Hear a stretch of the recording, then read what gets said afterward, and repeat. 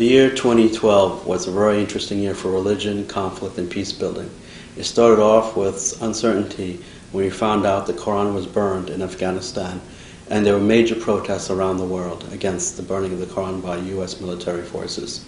But we learned that through USIP efforts that we were able to advise and counsel various agencies and colleagues and NGOs in Afghanistan to learn to deal with religious institutions or religious communities, and learn that there needs to be more sensitivities towards culture and tradition of that region.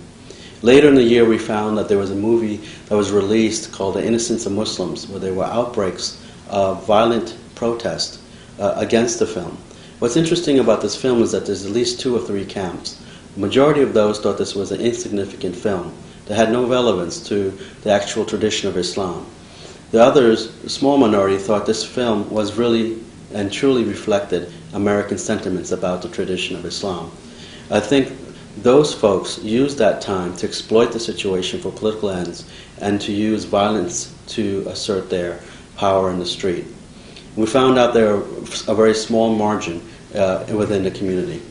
What's amazing about this is we find in my book, Crescent and Dove, where we have specific peace-building skills and activities and essays analyzing how to resolve conflict while religious leaders take the lead on this. We find that they've done this through our work and cooperation, both in Iraq, Pakistan, and elsewhere.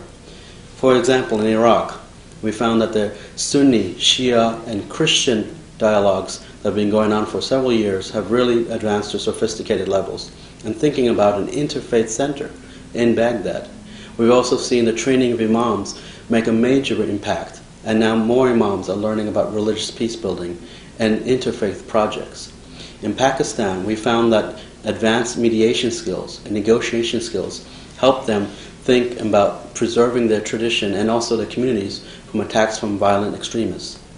We also found that our work in peace education and conflict resolution studies are really helping students in religious schools to think about alternative means to expressing themselves other than violence.